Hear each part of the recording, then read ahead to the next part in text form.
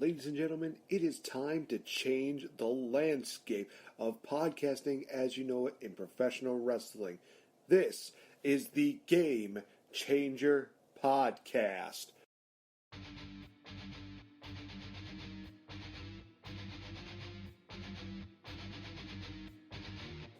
Featuring the greatest asset to come out of Canada, the legendary Mr.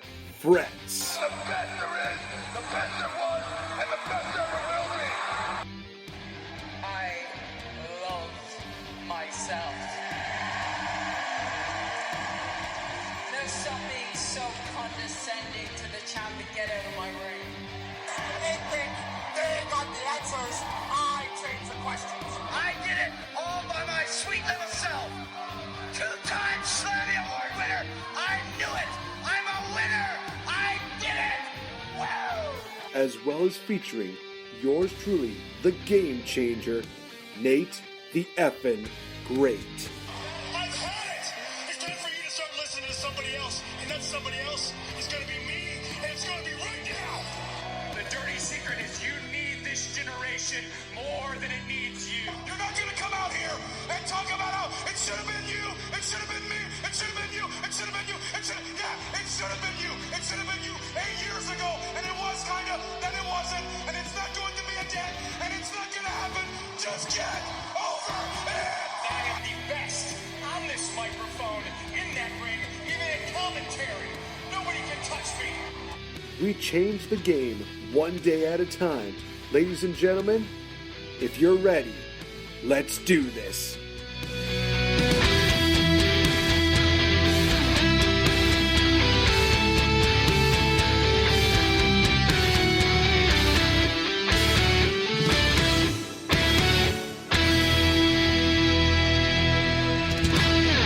Hey, Nathan Grundrum, this is WWE superstar Lacey Evans, and first and foremost, I want to say congratulations, because 5 years of doing anything deserves a congrats. I mean, it takes lots of hard work and dedication, as you know, to make anything happen. With that being said, you have done that for 5 years, 5 years of podcasting, so I want to personally tell you congratulations for sticking with it and making things work. And I want to also say thank you for the support and you noticing all the hard work that I put in, because Lord knows it's a lot. With that being said, Nate the Great from Lacey Evans, the one and only, I want to personally, once again, congratulations, man. Keep it going, keep it classy, and don't be a nasty. Hey everyone, it's the Princess of Pro Wrestling, SoCal Val. You are listening to the Game Changer Podcast. Sending lots of love from California. Mwah. Woo, woo, woo. You know it. Oh, radio, tell me everything you know. I will believe your every word, just tell me so. Rusev Udria, Rusev Machka.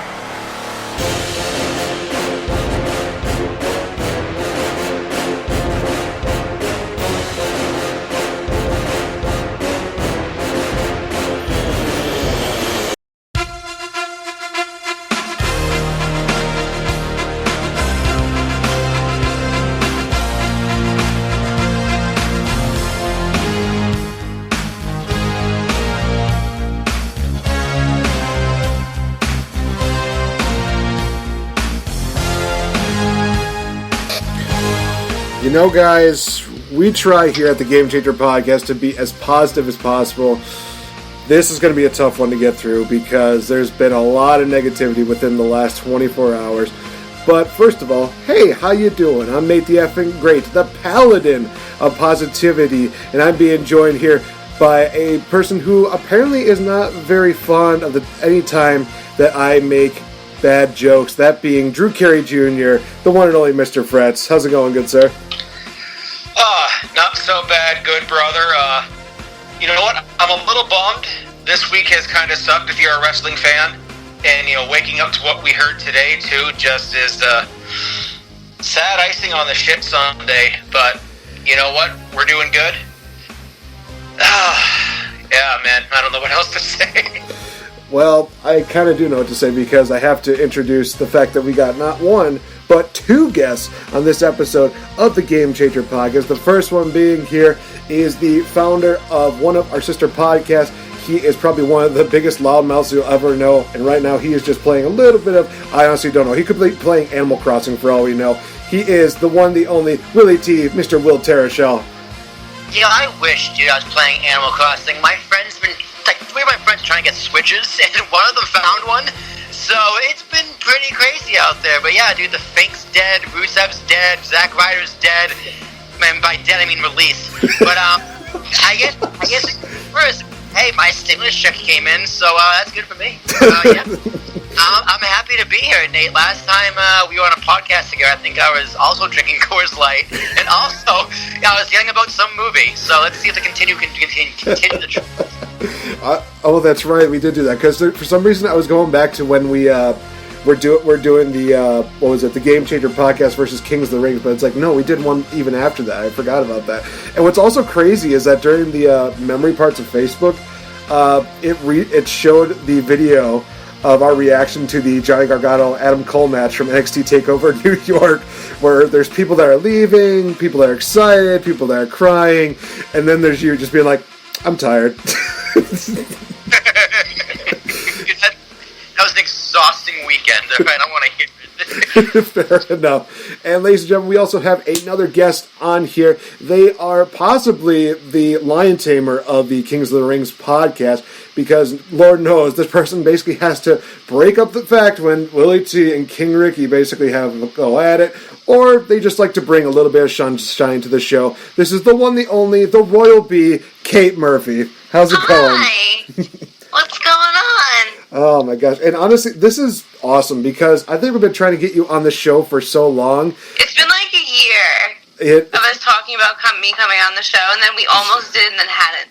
Oh, that's right. I do remember that because I remember we met at the tailgate party, and instantly I was just like, I love this person. I want them on the show. And yeah, like you said, year went by. It's like, wow, we need to get on this. Like, I can't believe Mania was a year ago, and look where we are a year later. Fucking quarantined, unemployed. New York extended it to fucking May 15th. Oh, well, Wisconsin's May 24th. That won't be the last one either. I know. Oh. Ontario's like the end of May, so no May 2-4 up here. Campgrounds are shut. The beach is shut. Even though people are still getting ticketed, like one guy got stuck on the sand dunes at the beach up here. Cops helped him out and then stopped him with a $1,500 ticket. Holy shit. They're not listening, man. City people, I'm telling you. No offense. Well, to be fair, Torontonians. Let's say Torontonians. Okay. Torontonians. I have to remember that now. Jeez Louise. You and Susie Kennedy are giving me like new things to put in my dictionary this year, and Jesus Christ, this is going to be absolutely insane. Oh, guys, so it is a Kings of the Rings as well as a Game Changer podcast crossover deal. Honestly, guys, I've been looking forward to this since we kind of made the announcement. Unfortunately, one of the reasons why we've kind of had this happen was because, unfortunately, the liaison of King of the Rings podcast is unfortunately feeling under the weather. We just want to say right now, King Ricky, when you listen to this, we're thinking of you. We love you. Hopefully you have a speedy recovery so that you can come back and be a part of Wrestle Addict Radio family. We miss you a lot, bud. We miss you bunches, bud. Get well soon, Ricky. Hey, man, speak for yourself. Oh, God. Oh, wait. Okay. Well, okay, this is on behalf of the Game Changer podcast because apparently Willie T was just like, you know what, I'm okay with this. I'm just fine. Hey, man, you know I love playing the heel. This is true. This is very true. I was just expecting a Skype call from Dusty Dave out of nowhere right now. He's going to be just fine, so it's okay to make fun of him now. Oh, man. I will say... Okay, but this last week was fucking stressful. I thought he was fucking dead for 3 days. Yeah, it was really stressful, not going to lie. I was pretty concerned. Yeah. Well, oh, gosh. We'll probably be back next week. Our WrestleMania review got delayed because I couldn't get Ricky's audio. So that will be out as soon as possible. And then we'll be back on a regular schedule, I guess, next week. Hopefully. Whenever he's up to the challenge. Hopefully, fingers crossed, we'll see what happens. So, as Will basically alluded to earlier, unfortunately, one of the bit of bad news that we have to mention is earlier, actually today, as we're recording this, it was announced that legendary Hall of Famer and ring announcer Howard Finkle passed away at the age of 69. So we wanted to just offer our thoughts, wishes, and condolences to the family of Howard Finkle. Howard Finkle, for those of you that might not know who he is, he was basically the OG announcer of all of wrestling. I'm not even kidding. It is legit one of those guys who has been in the business for so long, and he hadn't lost a step. And if you don't believe me, check out the CM Punk introduction at Survivor Series 2011, and you will know that he is still on the ball, and he hadn't missed a step at all. But this is just one of the toughest things that we're going through right now. We have to talk about the releases, and then we get hit with this bombshell. It sucks. I mean, Howard Finkle is, I can speak for probably a good chunk of us, that he is the voice of our childhoods.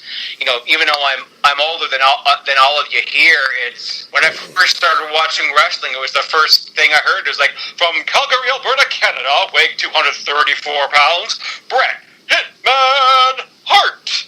And since then, you know, Finkle's just been, well, even since, well, I don't know what, the 70s, he was Vince McMahon's first employee for the WWF. Jeez. And he's been loyal for him since then. And he's had some memorable and, I'll say, not so memorable moments on TV. Don't look up his feud with Harvey Whippleman or Tony Chimmel.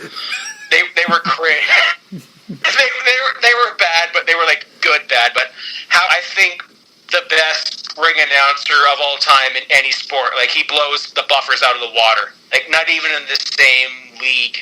He definitely blows Michael out of the water, right? Michael's a one-trick pony. Bruce is a whole nother animal. But that's a debate for another day. But yeah, Howard Finkle, way before my time, but, you know, going back and watching old stuff, he's the Fink, man. He was really, like, he took a regular job of being like a ring announcer and made it into a character. He was probably the first one that made it into an actual character. I miss him. And, you know, it's actually kind of crazy because he does hold a special place in my heart because SummerSlam 2004 main event with Randy Orton and Benoit had Howard Finkle as the guest referee because Lillian Garcia got, I guess, quote-unquote, injured during the Triple H Eugene matchup. And one thing I remember from his ring announcing was that apparently the microphone was acting up or something like that because it just, for some reason, when Randy Orton was coming out, it just kept getting like all muffled and kerfuffled and stuff like that. It's like, the following contest scheduled for the World Heavyweight Championship. It's like, is he eating the microphone or something like that? I don't know if they fixed that like on the WWE Network, but I just remember that so wholeheartedly. And then my first WrestleMania it featured Howard Finkle. Once again, he was doing the announcing, and of course he announced the main event of Triple H and Batista. He creates a magic that cannot be replicated. He'll be sorely missed. But hey, he's doing ring announcing up in heaven with so many other great legends. Oh my gosh. Him and Mean Gene are like fighting for airtime. well, the weasel pops in. Bobby the Brain Heat is just interjecting. That's not fair to Flair. That's not fair to Flair. He's not dead yet, Bobby. Jeez, I know it's supposed to be all sad here, but how is Ric Flair outliving all of these people? I mean, Brain. Yeah, that makes sense. Bobby the Brain has been sick since like 2001, but like I know Fink had a stroke recently too. So it's not like he hasn't been doing so well in the past few years. But you know, 69 is young. That's a young age. This is going to be one of those situations where it's like betting odds right now are who's going to die first, Vince McMahon or Ric Flair, and people are probably going to be saying Vince McMahon at this point. I think Vince McMahon is going to die before Ric Flair. Vince has some relatives. Like his mom is like 99 years old. He's got good genetics. My grandpa on my dad's side lived to be 94, and I'm like, well, I'm not going to get half of that, but Jeez. Why would you want to live to be that old? I don't know. Like that's people that's a that lot are of like approaching their 100th birthday. Why do you want that? I'll pass. Dude, I'll be lucky to make it to 69. What are you, nuts? Exactly. I will let everyone say nice if I die at 69.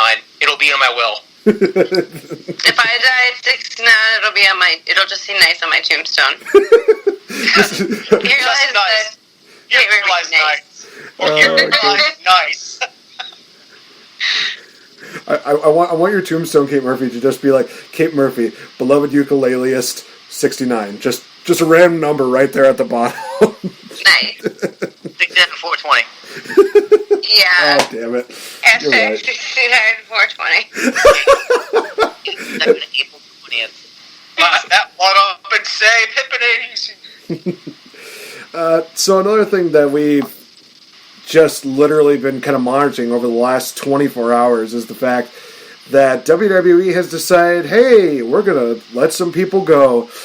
The list has been insurmountable, but before we get into that, let's talk a little bit about the whole deal with Vince McMahon, where he stated in, I don't know if it was like a press conference or if this was just something he put out online, he stated, what was that? They do like a monthly phone call or something like that. Oh, that's right, it was. Press call, quarterly something. So, Like a conference call. That is it. all right, so a conference call that over 40% of the employees in WWE are going to be let go. So, in addition to what we have now, there's probably going to be at least double, if maybe not triple, of that amount of people that are going to be let go. And honestly, it all started with this past Friday with the Revival being let go. And a lot of people were celebrating. A lot of people were happy because, hey, Revival's out of their contracts. Hey, they could finally do stuff. They could finally go wherever they want to go. Then Wednesday hit, and it's like, I'm sad now. And we'll tell you why. Because as of right now, here are the names of people who have been released. This includes talent, coaches, as well as producers behind the scenes. For talent, we have Drake Maverick, Kurt Hawkins, Zack Ryder, Heath Slater, Luke Gallows, Carl Anderson, Rusev, No Way Jose, Sarah Logan, Mike and Maria Kanellis, Aiden English, EC3, Leo Rush, Eric Young, Primo and Epico, for me, finally, Eric Rowan, Diana Perrazzo, Alexander Jasik, MJ Jenkins, Josiah Williams, Dorian Mack, and referee Mike Chioda. Performance Center coaches, Serena Deeb, Kendo Cashin, Ace Steele. And the producers, Kurt Angle, Lance Storm, Mike Rotunda, IRS, Sarah Stock, Dave Finley, Fit Finley, Shane Helms, Hurricane, Pat Buck, Sean Davari, Scott Armstrong, Lance Storm. Honestly, this is probably one of the hardest hitting releases that we've probably had in quite some time. I remember looking on WWE.com when they said that, hey, this person's been released, and there's sometimes where it's like, no, not this person, or I'd just be like, huh, that's kind of interesting. But Who are you most sad about? Because me personally is Mike Chioda. I fucking love me some Mike Chioda. I'm on the same boat as you. I literally saw that, and then I had the audacity to look at YouTube, and the first thing I saw was Making of a Legend, and it shows Mike Chioda holding up an arm. I think it was like Edge or Jericho or somebody like that. And I'm just like, fuck. It's 31 he's been with that company. He was their first employee. He deserved to be fired like the least. Well, I mean, here's the thing about a lot of these firings and releases in general, at least from my take, like, WWE is hemorrhaging money right now. They lost so much money because of WrestleMania, like, that they probably relied on that. I mean, we see releases every single year at the after WrestleMania season anyway. They get the one best payout, and then they get seat the door. But, you know, like, they're an essential business short, but they're not getting ticket revenue. They're not getting nearly as much merchandise. They missed all of WrestleMania. Their budget is probably been cut in half, so that 40% cut makes sense to me. But when things kind of die down and they're touring again, they're making more money, a lot of these people, especially the producers, and specifically Mike Chioda, are probably going to be brought back. Just right now, and the producers, they don't need them right now. There's literally no use for them. So sorry. Go. Oh, go ahead, Fretz. This is your show. You can cut me. You cut me off. It's not my... And because I can't see you, I mean... No, it's just that they're only producing certain kinds of TV, right? So there's no audience, and isn't there still some kind of rule about only a certain amount of people gathering at some point in time? Producers are going to be part of that. It is true. Yeah, I think it's still probably, the law is still stating like no more than 10 people, which I think I remember listening to an episode of Solomonster. They were saying like, how are you going to do that with Money in the Bank, where you're going to have all this multi-people ladder matches, and you're probably going to have all these announcers still involved in this as well. How the hell are you going to do that? Unless you're I'm shocked Money in the Bank is still happening. I think a lot of people are. And there's some people that might even be shocked to know that there is probably going to be a Double or Nothing happening, just not the one happening in Vegas, which makes me very sad. Yeah, they rescheduled the date, so whoever bought tickets to the Double or Nothing can have those tickets can go towards the next year, but they're doing their quote-unquote, I think, Double or Nothing on, like, Dynamite. Which makes sense. And plus they're going to crown their first ever TNT champion. So, so much excitement. It's a dumb name. Well, blame Ted Turner for that one, probably. I'd rather blame AC/DC for that one. Oi. I hate that song. I'd rather blame AC/DC. I fucking love AC/DC. They're probably like top 3-5 bands of all time for me. So I love you. I love you so much. I love you almost more than Kate Murphy. Oh! Wow. Oh my gosh. Sorry, Kate. I said almost, alright? And I feel the love in this group. Can you feel the love tonight? No! You're a great friend. Oh, friend zone! Well, oh, damn! Wow. True colors are being revealed here on the Game Changer I'm podcast. skipping the Disney sing-along to be insulted. I'm mad. You're not insulted. You are still the one and only love of my life. Mr. Close second. I'm having to be a third wheel. A story of my life, man. Yo, honestly, Mr. Fretz, real talk, me too, dude. College was keeping a third wheel. I don't mind it at all. Hey, Fretz, you're higher up than I am with Noelle Foley. Because literally, I've established the fact that I think I'm like her number 4, where it's like her dad's number 1, her boyfriend Frank the Clown's number 2. There's probably some other wrestler that's number 3, and I said I'm number 4. I know that's what it is. She's like, hey, that's still within the top 5. It's like, yeah, I know. Hey, you're still in Fretz's Fave 5. Hey. Every Sunday or Monday. Wrestlemanias Radio. Oh, jeez, dude. Cheap plugs all around. But no. Can you run down the list here? Because I mean, I know you guys are on Twitter all the time, but like I actually took a peek for once, and people are actually really fucking angry that a lot of these people just got released. But I'm just curious, are you guys like surprised? Like, what are your initial reactions for all these people getting released? Do you think it's kind of unfair? But like specifically with the 90-day no compete clause. Kate Murphy, why don't you start with this one? I don't think they're done, number 1, because they only cut people from Raw. They haven't cut people from SmackDown yet. They haven't cut any other women. They haven't cut NXT. I think more coming. Shit, Kate, way to suck the air out of a room.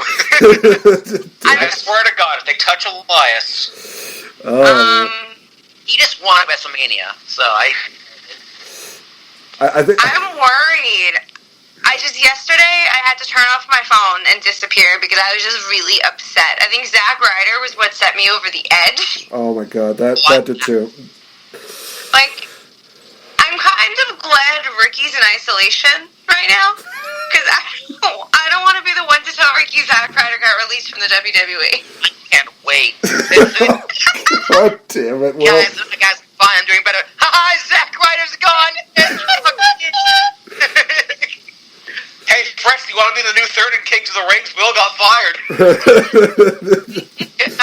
Can we just pour one out for the homies for Heath Slater? Oh God! Literally, I poured my beer into my whiskey glass. Done. Alright, here's my theory about Heath Slater. Vince McMahon pulled him into a room and said, "Hey, pal, so we got a plan for you. We're gonna let you go, but we're gonna have the 24 documentary. You're gonna get fucking ginger ripped. You're gonna do a TNA. You're gonna win the Ring of Honor Championship.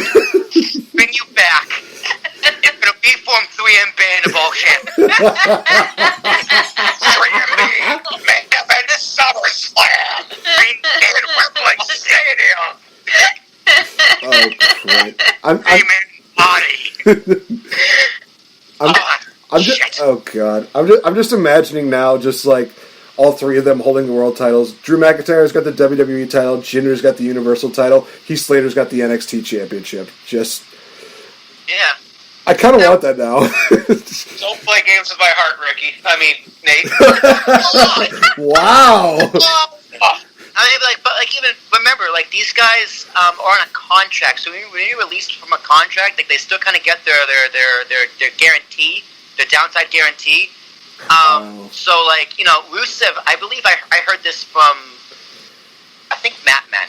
They said Rusev's contract was up at the end of the month, so they could have just let that ride out and then release him and not have the 90-day compete clause, but instead they released him and he still gets his guarantee with 90-day compete clause, but it doesn't make a difference because they can't go wrestle anywhere anyway. So, WWE kind of did their talent a solid here with the 90-day no compete clause. So they're going to get Gallows and Anderson, they're going to get paid a ton of money for 90 days when they couldn't work anyway. Yeah. That's true. So, WWE did what they had to do for a business reason, but they, at the same time, they kind of took care of their talent, at least on screen. The producers might be fucked. Lance Storm has closed down his school. So, he's probably pretty pissed. Yeah. And I will say this. I am kind of sad to see that Hurricane's gone as well. Kurt Angle was one that I kind of was shocked at too. I was like, he's still under contract? I thought he'd be under a Legends contract or something like that, but... Yeah, maybe that's what they let him go from, but... It makes no sense to me, though. You would think that, with a Legends contract like that, he only gets paid by, maybe by appearance or something like that. But what do I know? I'm just a lowly Mark fan that doesn't know anything about WWE. What do I know? I'm going to sit on the microphone. He was a producer for Monday Night Raw, apparently, but with his black son, Jason Jordan. My black son, coming to stay. My black son. And he's also a ninja. The one that just made me sad was Drake Maverick. I mean, not only his video on Twitter, but just Drake Maverick's like EC3. I never got into either of them when they were in TNA because I wasn't watching at the time. The mark for them when they were in TNA. Retroactively, I'll have to look into it because to me, EC3 is Derek Bateman. Because I never saw anything from that, and really, that guy? Okay, but he's damn good now. I know, but Drake's video, that just ripped my heart apart. And dude, he has to go back and film his match for the 205 Cruiserweight Championship tournament that hasn't been filmed yet. That's rough. One thing I loved, he's like, "Hey, when I'm out there, you're gonna have my all."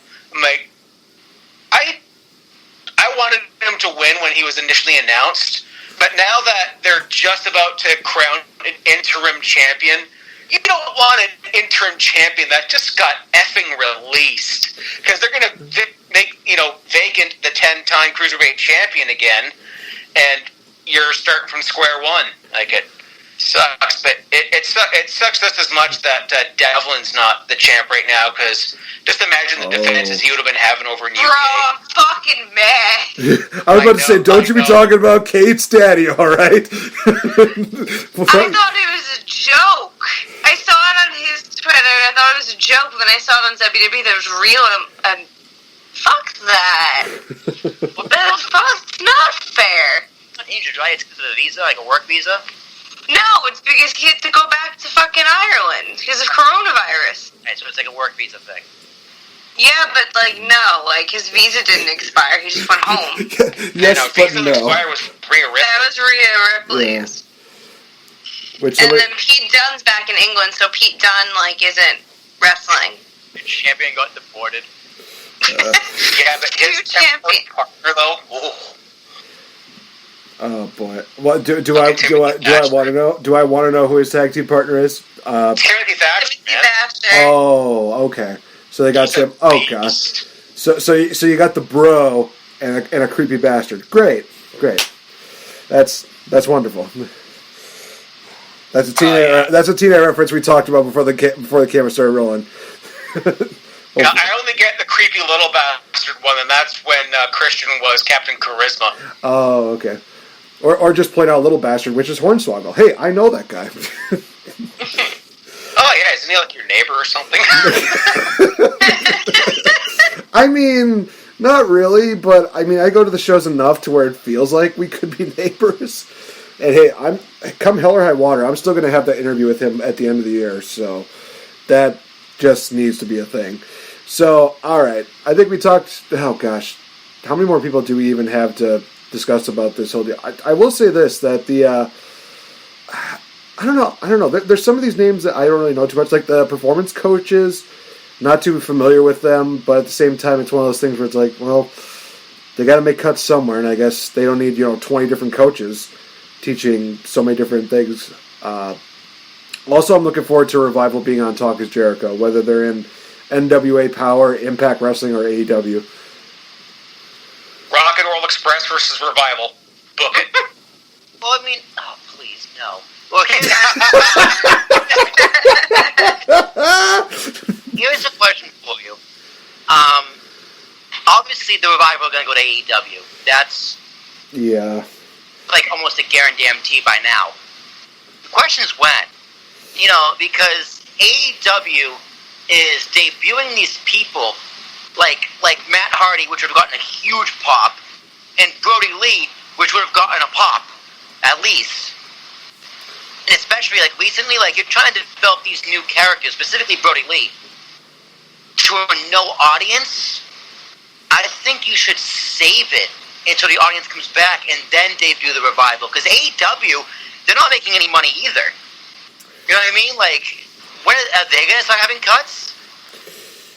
You never really know. It could possibly happen. I know that our good friend Issa, Demon Diva, actually put out a tweet that I actually agreed with, where she was talking about how people are, talking about, they're going to be cut, they're going to go to AEW, stuff like that, and she made a good point that you also made, Will, is the fact that with them not making that much money, there's no guarantee that they're going to be, brought on right away. And like you also mentioned, it's a situation where, do they want to debut them in front of no crowd?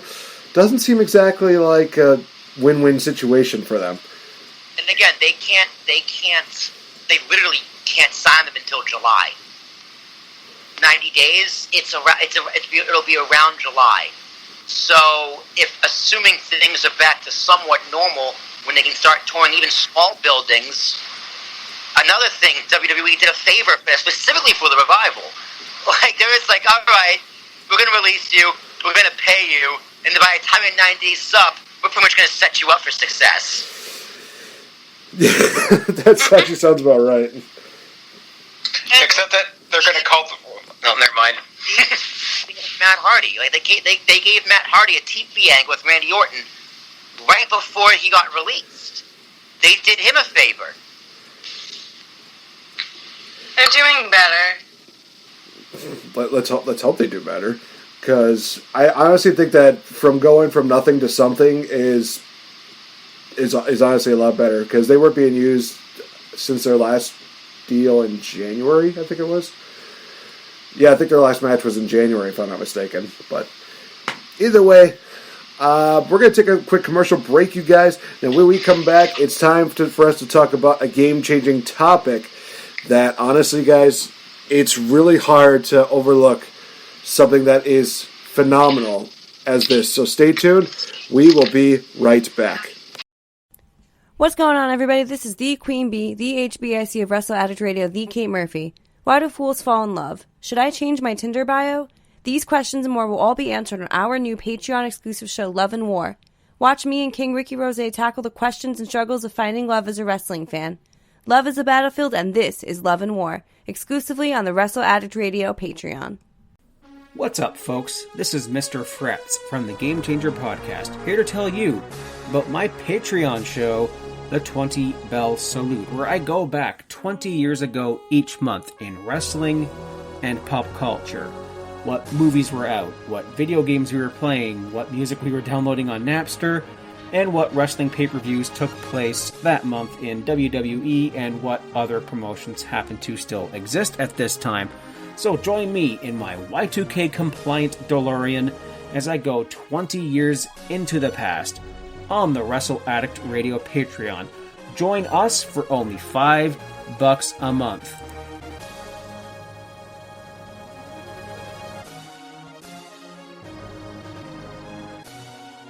Ladies and gentlemen, this is Coda Jacobs, the Crusader and visionary behind a brighter future in wrestling. If you're an honorable and noble public servant like myself, you are listening to the Game Changer Podcast. I am in the top 1%. And that's what makes you just you and me, me. I'm in the top 1%. I'm in the top 1%. I'm just one man, but I'm the one man band. Baby, not astray. We're now just where we stand. We'll clean this mess up that you made. Then you'll understand we're a three-man band. We're a three-man band.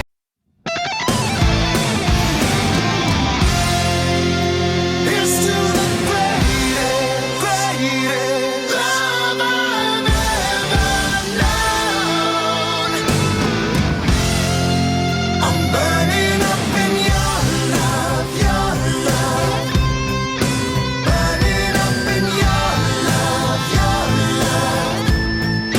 burning up in your love, burning up inside your love.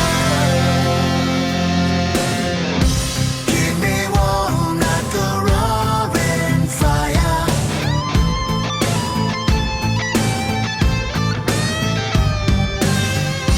Touch the Quarantine has been working my ass off and stress eating this past 3 weeks. Everyone's stress eating.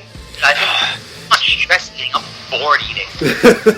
Welcome back to the Game Changer Podcast, ladies and gentlemen, as we are continuing this whole quarantine life. Yeah, we like to keep things positive. We like to keep things fun. It's kind of hard sometimes. I've already put in so many tally marks on my wall right now. It feels like I'm in a prison. No, I'm kidding. I'm not that crazy yet. So, for this episode of the Game Changer Podcast, other than having our glorious guests here, Willie T, as well as Kate Murphy, thank you so much for being a part of this, you guys. We're going to be talking about something that was monumental in WrestleMania, that being the Undertaker's undefeated streak. So, for those of you that don't know, basically this was a situation where, honestly, it worked more in Undertaker's favor somehow. Where ever since he debuted at WrestleMania, WrestleMania 7 in 1991, he had been going on a bit of a streak to just defeating everybody which way, to a point where it basically was just like WrestleMania, Undertaker wins, lols. But yeah, looking at some of these matches, some of the Hall of Famers that have been stepped into the ring with him. So, some of the earlier matches are kind of forgettable, but there's a lot of the later ones that really are sticking out here. But I think I want to talk about a couple of these matches and get everybody's thoughts on them. One that kind of stands out to me, the first WrestleMania matchup that kind of does seem to have some kind of story, some kind of interestingness, uniqueness to it, was his second matchup at WrestleMania 8 between him and Jake the Snake Roberts. Because this was when he was turning slowly into the babyface, and this was after he had prevented Jake the Snake from trying to hit Elizabeth and Macho Man with a steel chair, and there's that classic moment where Jake has a line of, "You tell me, whose side are you on?" And Taker just goes, "Not yours." And we got that awesome tombstone on the outside. Just the build-up for this matchup, as well as just that finish, was just absolutely phenomenal. And especially now that we see what Jake the Snake is doing nowadays, holy shit.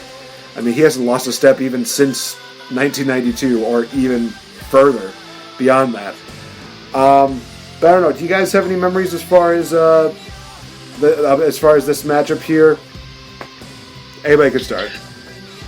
Not really. This was just an early Taker squash, basically, because, well, Jake was on his way down to WCW at this point in time, and Taker just sent him packing, and WrestleMania 8 is one of those anomalies where allegedly we were supposed to get things like Hulk versus Flair, Taker versus Sid, Macho Man versus Roberts was going to have the blow-off match. Like, allegedly, rumor and innuendo here, / my fantasy booking.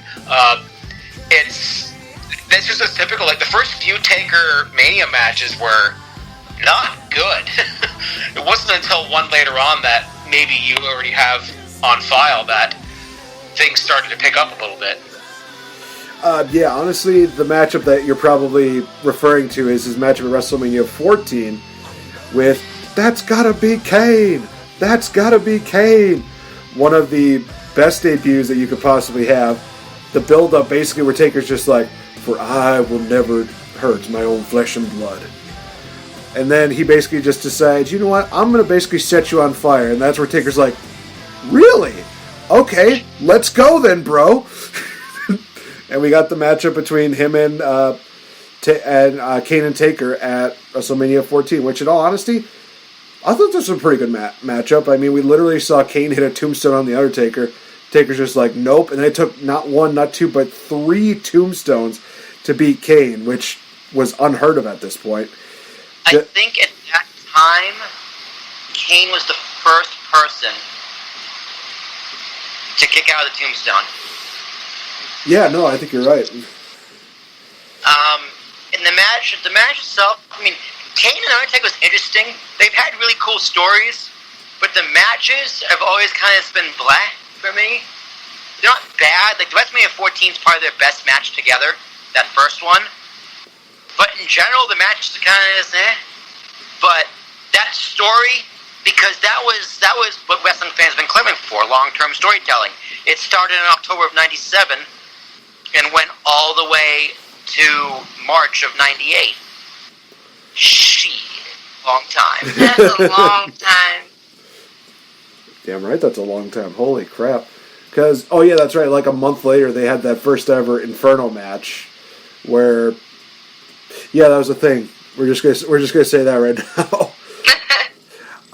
But no, I do agree with you, Will. I think that this was probably their best outing, because you look at like everything else, including their WrestleMania rematch at 20, they've been just kind of even when they tried to relive that, gosh, what was that? That was like late, maybe 2012, 21. I think it maybe been 2012. Where no, it was 2010. 2010. I'm wrong, because now I remember that was when the same year with the Nexus, and they buried the Undertaker during that year. Yeah, and they even tried to get Paul Bearer back, because it's like, hey, he's the key to make this feud work. No, he's not. No, he's not. There's no saying that. Although we did. Although we did get some humorous. That was fucking awesome. I think Paul Bearer is my favorite impression I do. Oh, yes! My Undertaker in a double wide, double deep casket! Oh, yes! Jesus. Oh, yes! Undertaker, you're gonna fear the wrath of my son, Kane! Kane, Undertaker! It's Kane! Oh, yes! Oh my god! I swear to everything holy, when I lose my virginity, I'm gonna say, oh, yes! You'll get it back. Oh, yeah. It's not possible, but you'll find a way. Trust me. With my luck with women, I wouldn't be surprised. Oh my gosh! So, ladies and gentlemen, when this episode goes up, go to my Twitter handle at RealFNGame. Vote on who you think had the better Paul Bearer impersonation, Mr. Fretz or Willie T. I really want to see the results of this. We'll reveal them next week. I'm not eating ghost pepper chips again, Nate. God, those things hurt. Why do you think that every competition involves ghost peppers? That last one you brought on yourself, to be fair. Hey, remember the thing that Agent Cooper almost cost us against friggin' Will and Ricky? Will, Ricky, and Dave. We're not talking about that. He's pulling his dream card where it's like, the dream has no recollection of this. It's her dream gift here. Oh my gosh. I'm hoping on my timeline sometime that we have the reminder of you eating that, where you just literally got so hyped up after eating that pepper that you were just like, you know what? We're going double or nothing at Royal Rumble. Just the deal that never came to fruition. Oh my god. Yeah, Kate, you missed out on some fun times before you came on.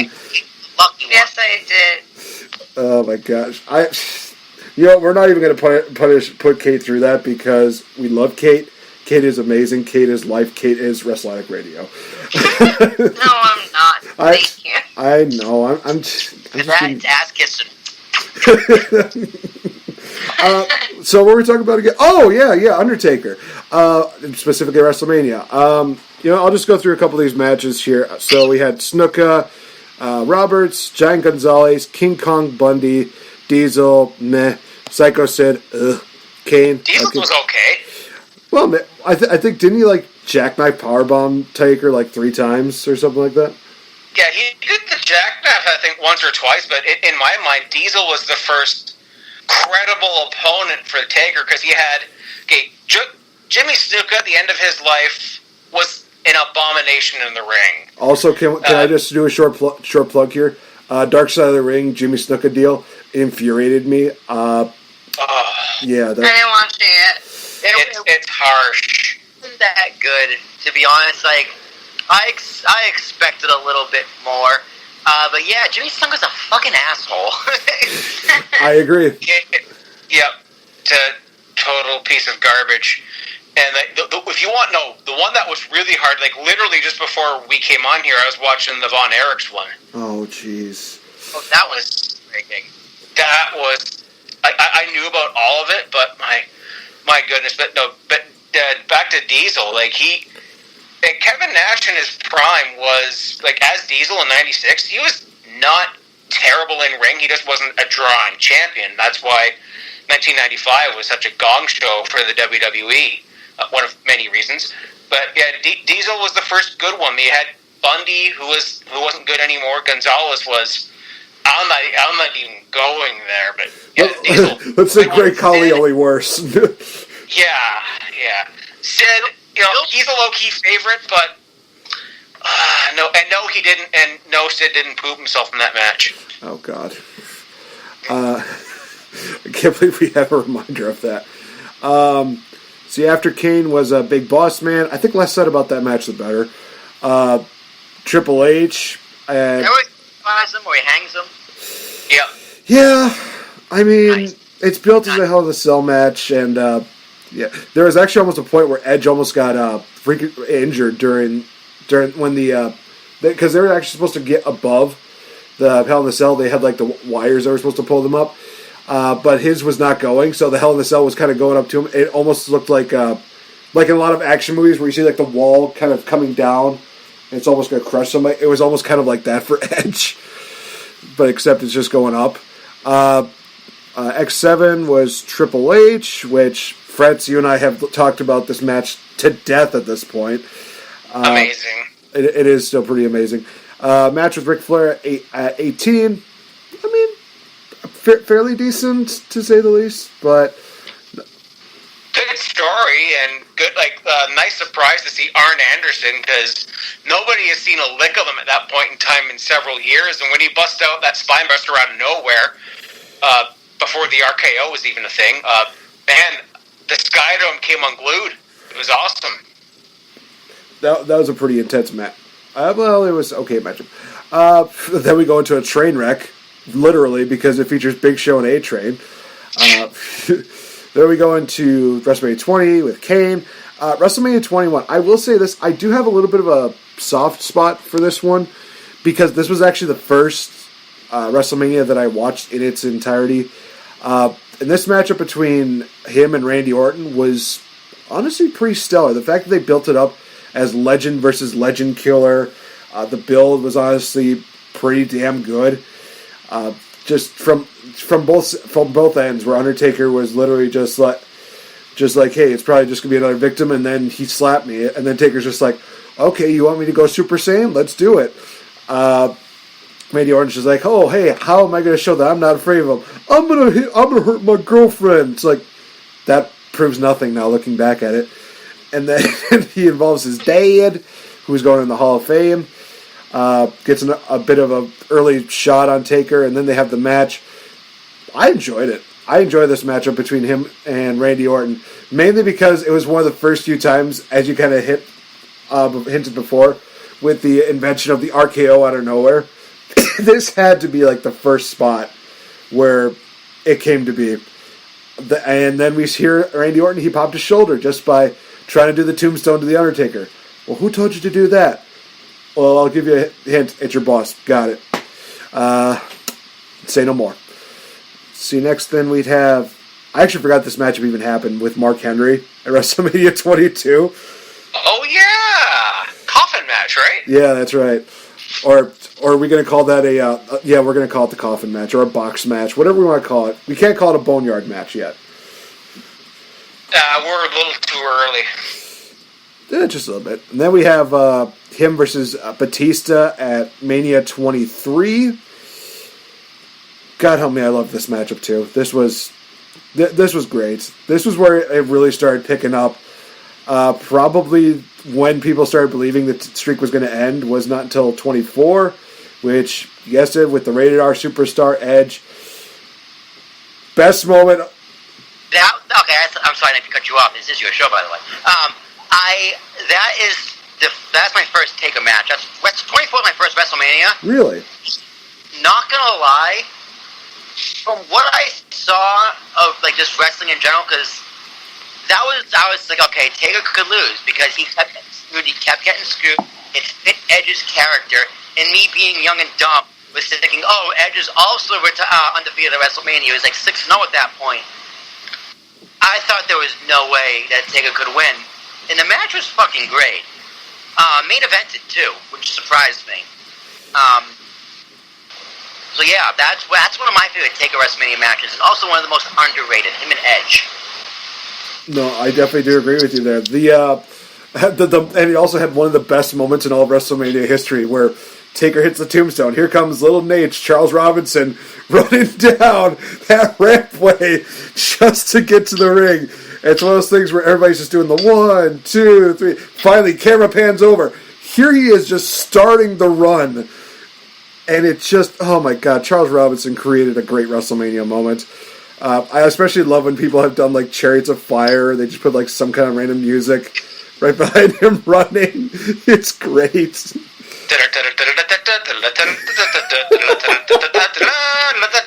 Oh my gosh. Insert Ultimate Warrior theme here. Oh my God. What was that, Will? Fuck the Ultimate Warrior. Oh damn. True that. And then honestly, then we had some really good matches. Back to back, we had Undertaker versus Shawn Michaels at 25 and 26. 25 is still my favorite WrestleMania match ever. And it's the greatest match of all time. Not even for what they did in the ring, but for the build to it, the whole heaven and hell thing. Like, I didn't think Taker was gonna lose, but it was every time he would lose, that was probably it. Oh man! I thought Michaels might have won that, but Wow, those were just some good. I forgot about that. Michael's like ascending down with the white light shit, like he was Mordecai from. Yeah, I remember that gimmick. Jesus. The white, like the reverse Undertaker, if you will. But those are some of the best matches, not only in WrestleMania history, but in both their careers and of all time. Like I like the second one a lot, just because like that finish where Michael's just tried to pull one more trick up his sleeve, goes for the moonsault, nope, tombstone, curtains. That's it for him. What? Oh wait, were you talking about 25 or 26? Because 25, I believe. That was 26. I think that was the finish of 26, if I'm not mistaken. Or is that when he slapped him in the face? Yes. No, that's when he slapped him slapped him in the face, and Taker's just like, "You've done it now. You gonna made a big tombstone." And that's how how Michaels could have ended his career, but yeah, that doesn't exist. The other thing could have been the day where could have been the time where Shawn Michaels died. I mean, it was a leaping tombstone. Jesus. Oh, Taker really put some stank on that one. Oh my gosh. Alright, then we have back-to-back matches with Triple H, which, to be honest, compared to the other two matches, these were kind of underwhelming, to say the least. I mean, 27 had the brutality, 28 was just so freaking long. I'm looking at it says it was like 30 minutes, 50 seconds. It felt like an hour, to be honest. Hell in a Cell match? Yeah.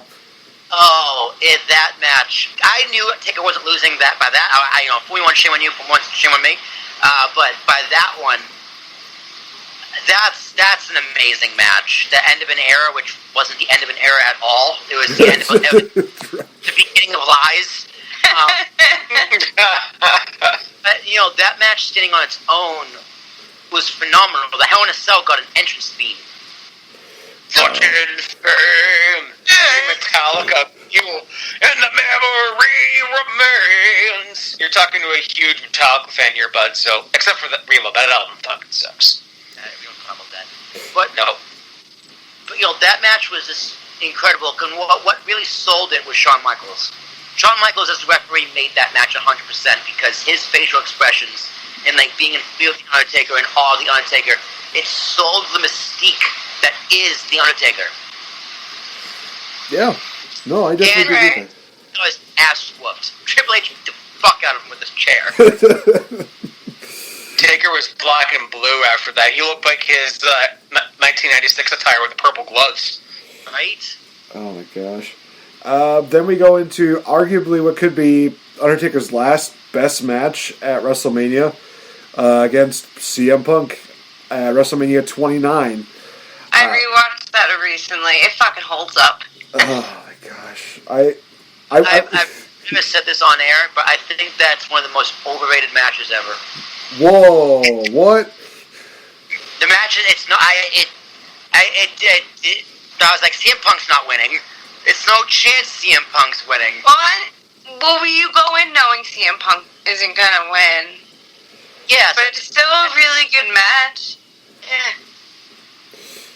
Yeah, it's overrated. You know what? It's good. Everybody's just entitled to their opinion. It's just I strongly disagree with yours, Will. I'm just going to leave it at that, because last time I said something along the lines of, that your opinion doesn't matter to me, I got in trouble for that. So it's like, you know what? I got to be respectful with my responses now. And everyone's in wrong opinion. Hypersensitive, man. I know. I will say this. I think this was one of the few times where I did think that the streak was going to be over. Mainly because I was a CM Punk mark no matter what. But like I said, I love this matchup. I thought it was really good. I think that this would be like a number. This would have to be like top 5 best matches of Taker at Mania. I would say it would be number 2 or number 3 because I don't know. I need to rewatch the 26 match with Michaels because for some reason it doesn't hold up as high as the 25 one. That's just me. But no, there just came a point. I will say this: there was a point where I had some friends over, and when he hit the GTS and just countered it right into a tombstone, that was like, oh, what? That can happen? Okay, then. CM Punk kicks out of that. And it's like, oh, there's a GTS. It's over. 1, 2. Taker kicks out. My friend Griff is just, she's like, nope, not over yet, Nate. Sit down, bro. Sit down. He's just telling me off. It's like, God damn it. And then Taker won. It's like, oh. And then I was hoping Rock would win, but because of torn muscles inside of him, no. Just no. Plus, that match sucked, let's face it. You want to talk about overrated? Both sucked. Will, you want to talk about overrated? How about that Rock versus Cena match, too? See, you want to get me talking about Rock Cena? So first, Rock Cena. I was completely on the side of John Cena. I was like, I don't know why Cena's kind of the heel here. He's fucking right. In every way, shape, and form, The Rock's gonna come back and just fucking be a dick. No. I mean, I love seeing The Rock back, don't get me wrong, but everything Cena said in the build was completely right. He's like, you're a part-timing pussy. I'm John Cena. I've been the fucking number one. I love The Rock, don't get me wrong. But Cena's like, I've been number one in this company for 10 years while you were all playing the fucking Scorpion King and a fairy tale dentist or a tooth fairy. I forgot about that. Scorpion King was great. And then Cena lost, and I was pissed. And then the next year, Rock won a title, right? Yeah. And I was like, I fucking love The Rock. The Rock's the man. The Rock's number one. Fuck John Cena. I hope The Rock wins. But Cena won the title. And I was fucking... Oh, my gosh. Full circle, take a shot, Nate. Right? So I think when it comes to Rock Cena, dude, I just have it backwards. It's not gonna be all my fault. Oh my god. That's my bad. I'll take the blame on that one. My total beam. Oh my gosh. And then fast forward to April 6th, 2014. The day. The day that time stood still, in all honesty. I still go back to this moment, and I'm still thinking, how did this even happen? This just, what? And the sucky part about this was I didn't get a chance to see the matchup because I was doing a production during that time. And I get this text from WWE saying, like, the streak is over. I'm like, what? You fucking... Fuck you, WWE. That was my exact reaction. I was like, fuck you, no! There's no way this is happening. And then I rewatched it, like, what? And you know, people have that conspiracy theory, like the ghost of Andre the Giant was on top of a Taker, so that's why he lost, or the referee did like a miscue or some shit. But there's like, no, he literally was supposed to lose. And I think it wasn't until like the Stone Cold podcast with Vince McMahon where he's like, yeah, no, I asked him if he would lose, and he said, oh, okay, I mean, sure, I guess. I said, thanks, pal, I owe you one. Fuck. And we know what that means when Vince owes somebody one. Means, you know what? I'll say this: better Brock than Roman Reigns. All right. Oh, boy. We all do that. Yeah. You know, because in the moment, people were all angry, and I was one of them. I was one of the people who was saying, the streak should never been broken. It's the most sacred thing in all of sports. Sports, not just entertainment. Sports. And entertainment. Like, it's iconic. It's holy ground. All right, I'll go that far. But hindsight being 2020, it was the right call because I remember going into WrestleMania. It might even be in the archives. I think I was podcasting back then. That I was saying, what's the point of putting Brock in this match? Because at that time, in Brock's matches, he lost to Cena, he lost to Triple H, he beat Punk. He beat Triple H. I think he lost to one other person, but Brock was going to that WrestleMania with like a losing record, just in general on his return. So it's just like his return was being squashed. And you look at the Brock run pre that match and post that match, it's black and white. It's black and white. And Brock became a megastar again. He became the money draw. Like, he became what we know today as Brock Lesnar. And it had to happen. And if anyone could beat that streak, it is Brock Lesnar. Because you go back and look at 2002, Undertaker never beat Brock. It's true. It's very, very true. In all honesty, the way that everybody built it up, it's like he was the only one with the believable credibility to actually be able to possibly stand toe to toe with him one-on-one, even outside like a real fight. So it was one of those things where it was a good move because it had that shock value. I still think that they should have just kept the streak going all the way until he retired. Just let him have the undefeated streak. But hey, we created a great WrestleMania moment, and had Brock not lost to Cena and Triple H and whoever else he might have lost to. Right. So funny. One more funny story. I was saying this as not on the podcast, but as a wrestling fan in general. To the day I die, no one's gonna beat the streak until John Cena. John Cena's gonna beat the streak. And what happened when they finally fought at WrestleMania? Undertaker squashed the shit out of him. I was just like, oh, the irony. I was there for it. Man, you and wrestling just do not... I think it's you and WrestleMania. You just are strange bedfellows where they just do not give you what you want. It's the hardest to predict. It's the hardest shit. Like when I was on wrestling, I would sometimes hesitate on WrestleMania because it was too hard to predict. So WrestleMania 31, we had the match with Bray Wyatt, which kind of could have gone better had Bray not had his ankle injured, and Taker did not look like he was at his best. They didn't during the day. Or during the day. Oh God, that's right. I remember that. Because it was during I think it was just turning evening time, and it wasn't until they reached Roman and Brock that was like, hey, it's nighttime now. It's like, well, this could have been a great time to have the Undertaker appearance. Daytime meeting is weird. It is weird. It makes no sense.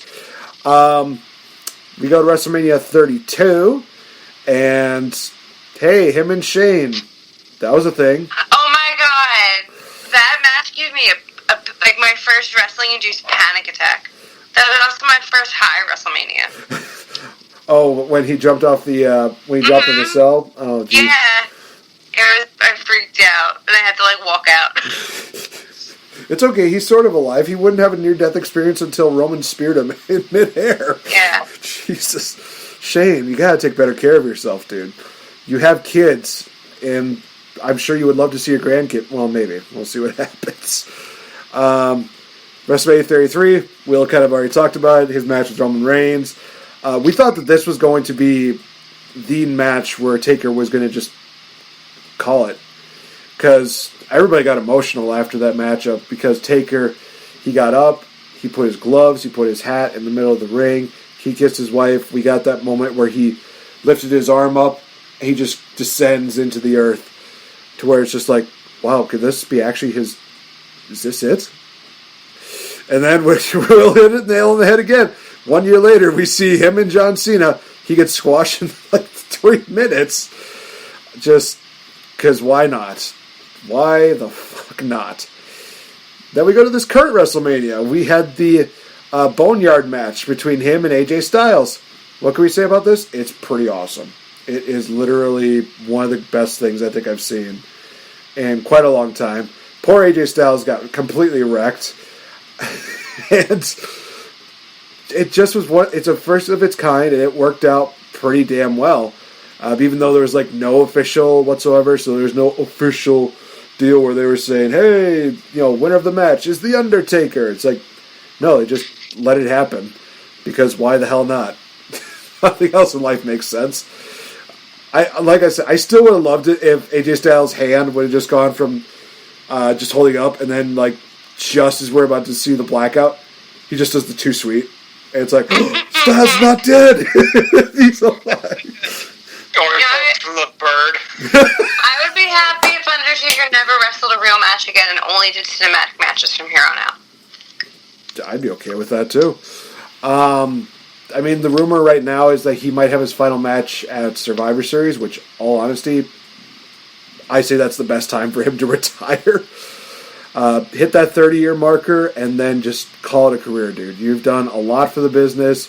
You've done so much to give us what we like, what we want. Call it a career, dude. Just stop. We don't want to see you getting hurt, concussed, or anything else like that. We want to see you survive for years to come.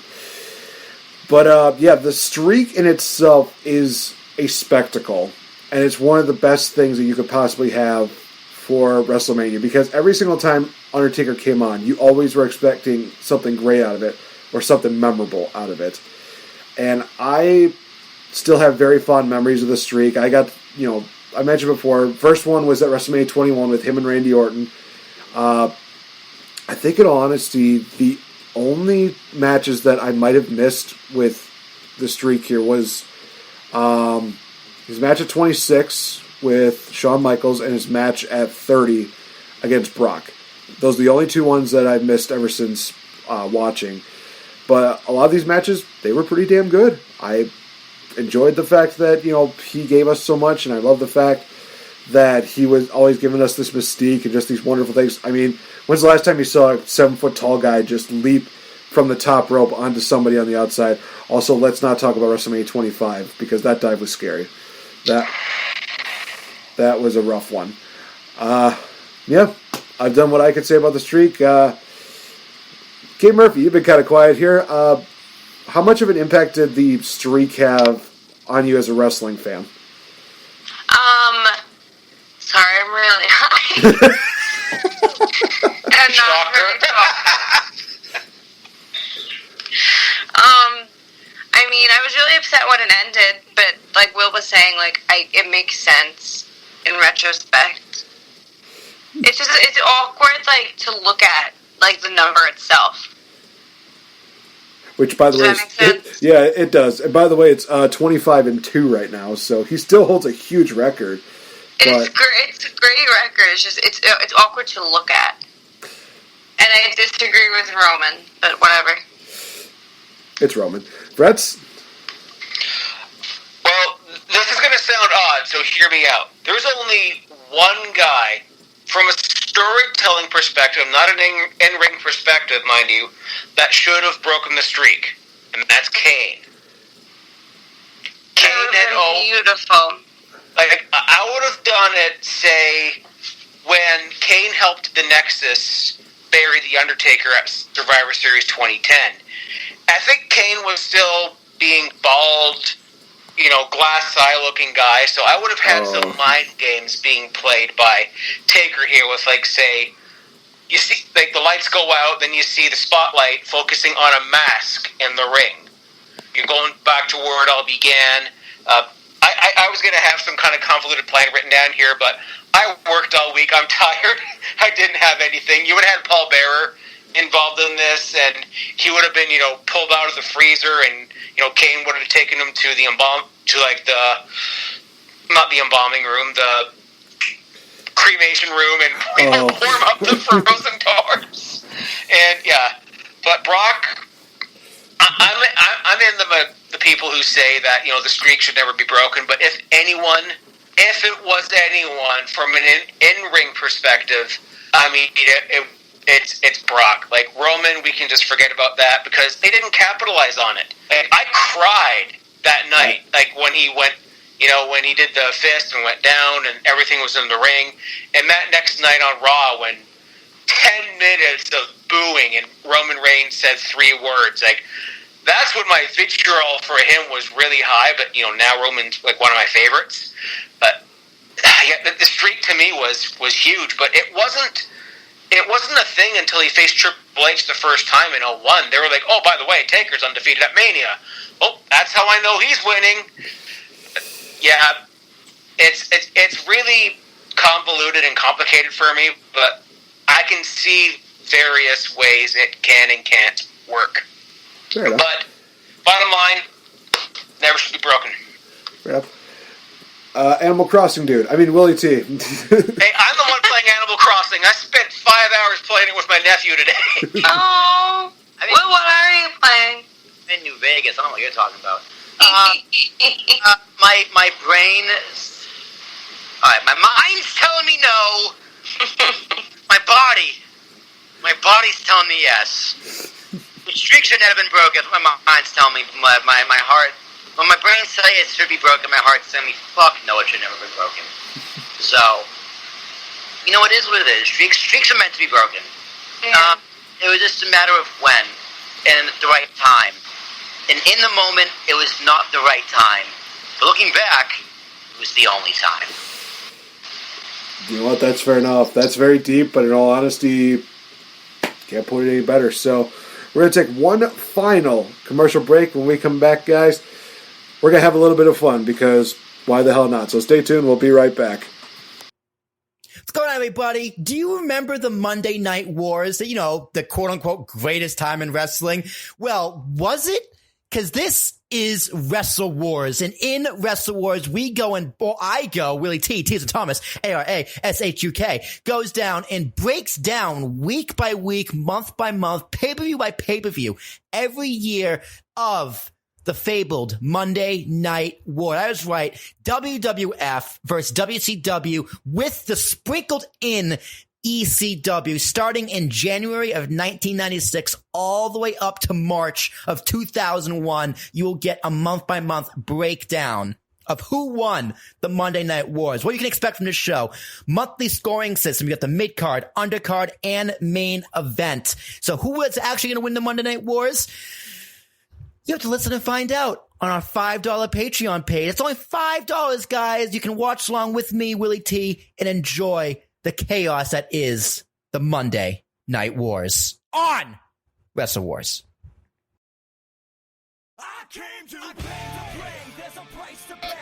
Hey guys, this is Nate the NateFNGreat. Hey, have you ever wanted to be a champion but can't seem to really find the money and the time to get a championship belt? Well, you know who's a really good friend of mine?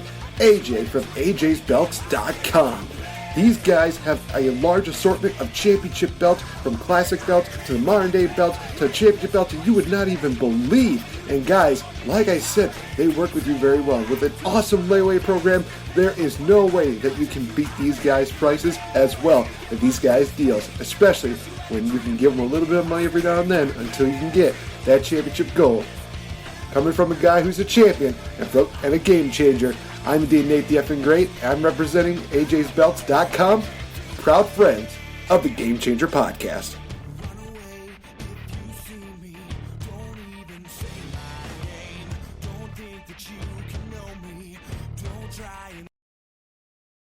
This is your pool party captain, Randy Fitzsimmons, and you're listening to the Game Changer podcast.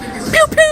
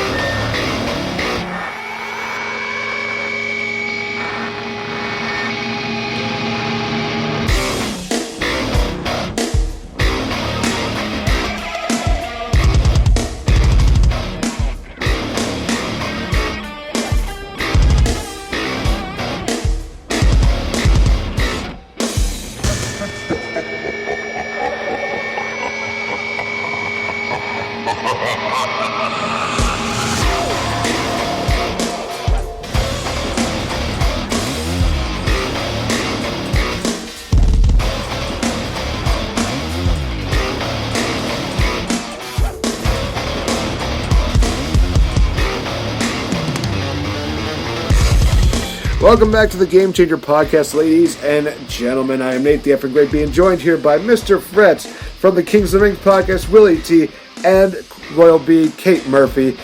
Alright, so, figured that since we were talking a bit about the streak and about WrestleManias, it might be kind of cool for us to kind of talk about some of our earliest as well as our favorite WrestleMania moments, because why the hell not? Even though WrestleMania was about a couple weeks ago, it's still kind of cool to kind of reminisce about some of the things that we enjoyed in wrestling, especially WrestleMania. So, since he's the only one that's out of the country, Mr. Fretz, why don't you kick it off? What is your earliest... Yeah, we'll start with the earliest memory of WrestleMania. Okay, that could be one of two things. So my earliest memory of watching WrestleMania had to be at my cousin's house in about 94, 95, and he had just bought WrestleMania 10. So I walk down to their basement and I see Brett versus Owen. Like, okay, this is cool. So it was through that, and it's actually one of the things that got me into wrestling. If I've told it before, I used to watch it with my dad at lunchtime. But the first one I watched live was 15. That, of course, was Austin Rock. That was Taker, Bossman, and all those. And it was at my friend's place. There are two kids, one my age, one my brother's age, and they played hockey with my brother for years. And the mother was my hairdresser. So small towns. So, getting a buzz cut, and it's like, oh, James, Lauren's having people over for WrestleMania. You're invited. Okay, good. And, now Nathan took a snapshot. Hey, there's Will. Nice toast, bud. Kingdom Hearts 3, Tapestry. Oh, that's nice. I'm playing that when I'm off here.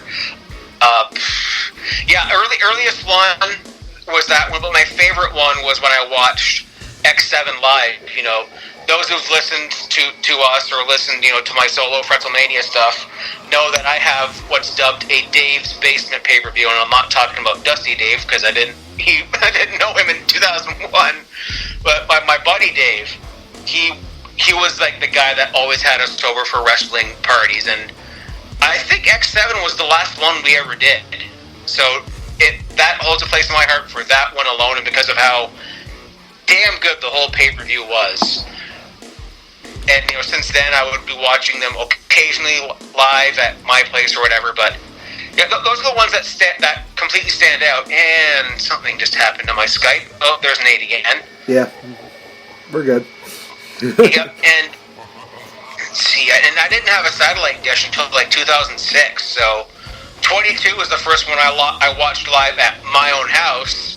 Taped it on a VHS and then it just started floating around my old workplace from person to person. It was a good time.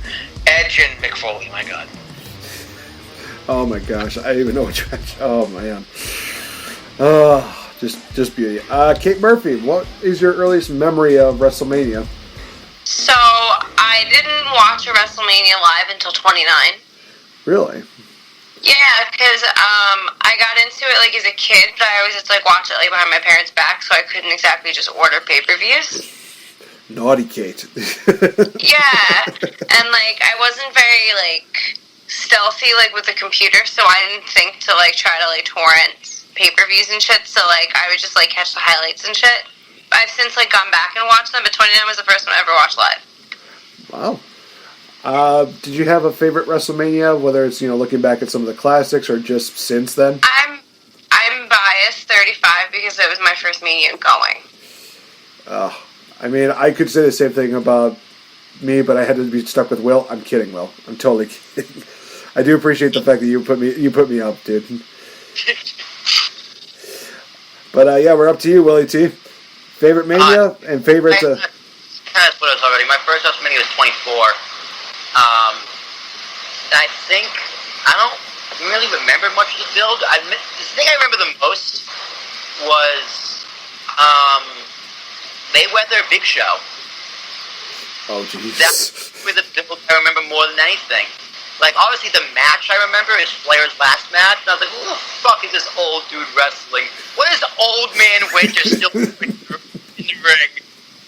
But Jesus, the motherfucker put on a show. And that match was incredible. Talk about a retirement match. So I would say my oldest memory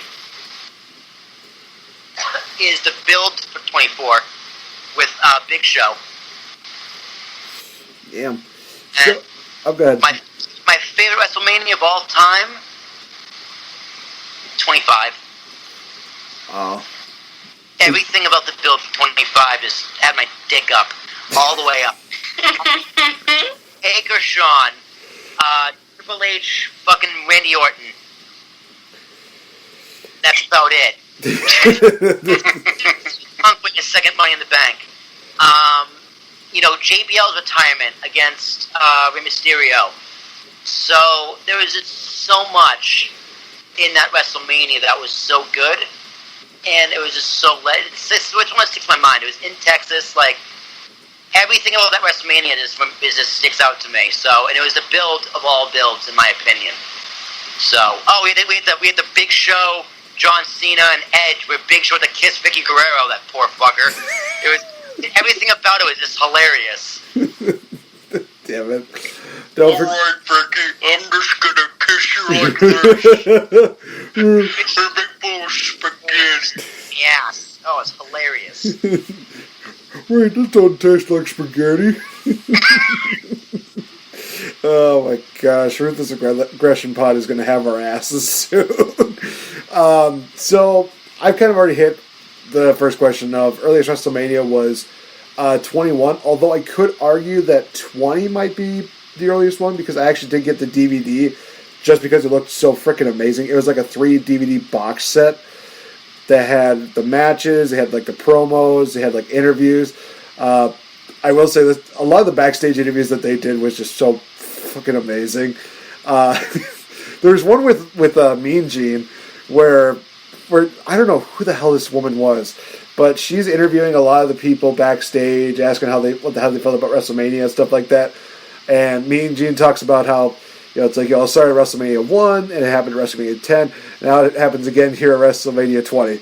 There's like this awkward brief pause, and then he just says out of the blue, "And now let me get you my phone number." It's just like, what the fuck, Mean Gene? Oh man, you sly dog, you. I just see that back there like, oh my gosh, that's kind of funny. As far as favorite WrestleMania, I was saying WrestleMania moments, but favorite WrestleMania, that's going to be even tougher because, I mean, there's a personal bias towards 19 because a lot of the stuff there was just absolutely great. I mean, certain stuff. I mean, we could definitely take out Taker's match from that because it was bad. I'm trying to think of like other one. 23 is another one that kind of stands out, just because of the fact that it featured, Batista versus Undertaker, the Battle of the Billionaires. Oh gosh, I'm trying to think of like what were some of the other good matches over there. That was the Money in the Bank where Mr. Kennedy won it the first time, and then eventually lost. Fuck. Now I'm sad. For me though, I think looking back at WrestleMania 31 might be my favorite, if not WrestleMania 36. I'm going to say 31 because happened. You know what? We're not even going to get into that, Will, because you've already got your own show to talk about WrestleMania 36. You think the latest WrestleMania is your favorite WrestleMania? Why? Wow, I guess Will's not the only one. So here's my thought process when it comes to 36. Dude, it was trash. You know what? All right. I don't think it was trash, but I don't consider it a WrestleMania. Yeah, dude, it was a Wrestle House show. Well, I mean, be that as it may, there were still a lot of things I certainly enjoyed. It was awesome. It just wasn't WrestleMania. And that's open to interpretation when it comes down to it. WrestleMania is something where you definitely still feel the emotion. You feel excited. For me, yeah, I wasn't like there in person, but at the same time, I still kind of felt like I was there, kind of enjoying it. A lot of the stuff that happened there, the tag team title matches were pretty good. I would even dare say the triple threat match between Morrison, Kingston, and Jimmy Uso. My God, that was absolutely phenomenal. It also has one of the quotes of the night where Jimmy Uso just says, like, he did, Kofi, flatten your face like a pancake, boy. Just, what the fuck? Where did that even come from? Jimmy Uso, first of all, no more drinking, please. And second of all, keep up with these random quotes. That's amazing. For me, ultimately, it did have that moment where I legit cried happy tears because Drew McIntyre defeated Brock Lesnar. And it's been a long time since WrestleMania has definitely brought that emotion out on me, especially a main event like that. So that's kind of one of the reasons why it's very impartial for me to, pick that one. But I think that if I had to pick like one favorite, I think 31 still stands out as an amazing WrestleMania. From pillar to post, it was absolutely great. Certain things I probably wish that could have happened, like, Sting should have won against Triple H, but that's just me. What do I know? Match should have not happened during the day. That should not happen at all. No, I think that it should have happened. They shouldn't have made it about WWE versus WCW, the wrestling, because we've already seen that. WWE versus itself with members of the DX and NWO, because they were in both. Yeah, that was really dumb. And Sting was in the Wolf Pack, who was technically against the classic NWO. It's so convoluted and stupid. I fucking hate that match. Fair enough. But hey, it's my opinion, and if you don't like it, okay. That's all I can really say about it. So thank you so much. Opinions are like assholes. Everyone's got one. Ew, and everyone is one. Ew. All stink. Wow. I am so glad I am so glad that I decided to bring you guys onto the show. God damn. This King Ricky, if you ever listen to the show, this is what you have to deal with on a weekly basis. I feel so sorry for you. And here I am, I was saying, hey, I'm thinking about coming back on Kings one week. It has to not be on a Tuesday, though, but, Well, be careful, Fretz. If you have an opinion, you might get trashed on. Oh, no, I might get subtweeted on Twitter. Subtweeted? No. You're still better than Slack, though. Oh, man. So... Click-clack. Click-clack, slack. All right, so because it is something that you guys do and didn't get a chance to do it this week, it's only fair that we bring in one of their segments to the show, that being King of the Night. Kate, Will, what the hell is King of the Night for people that might not be familiar with it? King of the Night is where you name your top wrestling person of the week. Okay. Seems pretty good enough. So I think, on all honesty, since you guys are kind of the innovators, you should definitely be the front runners to it. So, Kate Murphy, King of the Night? That's a great question. Sorry, wrestling's been making me really sad, and I'm not really paying attention to wrestling. Fair. Yeah. So, I guess by default, I'm gonna say Austin Theory because he hasn't been released. Fair enough. But he also did have a good match on Monday Night Raw. So. And he did. I mean, the faction with him and Zelina and Andrade Garza is working really, really well. He's the only white boy in a very unique faction. So I'm kind of curious to see what it's like. It's kind of like Owen Hart in the Nation of Domination. All right, Willie T, King of the Night. Oh, it's Zelina Vega, hands down. God damn it! Did you see what the fuck she was wearing? Yes, I did. Yeah, this. I thought Kate Murphy was Love My Life. Sorry, Kate Murphy. Zelina Vega is number 0 and you're number 1. Oh, my. Yeah, Zelina Vega. And, she was doing great on the mic, on the stick, on commentary, having to do with fucking Jerry the King Lawler. Alright? Fair enough. Yeah, she is amazing. I love her. And she's incredibly talented. Damn. Alright, Fretz. Well, I was going to say something smart because, on mute on my TV right now is the Blue Jays, the game before the bat flip game in 2015. I was going to say Jose Bautista, but I watched very little wrestling this week just because I'm at work every single night until at least 10. But I did manage to watch a little bit of the AEW YouTube channel, namely the Bubbly Bunch. It's like the Brady Bunch with like the Inner Circle, and Chris Jericho just throughout the whole thing, just going on the phone and cutting a promo. And he's like, "Oh wait, I have another call. It's my sister. Do you have any toilet paper?" Just going. So I'm just because I'm gonna give it to Chris Jericho, but man, the other picks here have just been also top shelf ones. Austin Theory all day, man. But yeah, for this week, it's going to be Jericho. Hey, fair enough. All right, so my king of the night. Oh man, this is going to be kind of a tough one. You know what? I'm going to be the one that does this just because the fact that it's still a sad subject, but I'm giving it to him anyway. I'm going to give it to our broski, Zack Ryder. Guy had a really good career. He was Hey, shut the fuck up. He has more WrestleMania moments than you do, Will. Yeah, I was there. All right, that's a moment for me.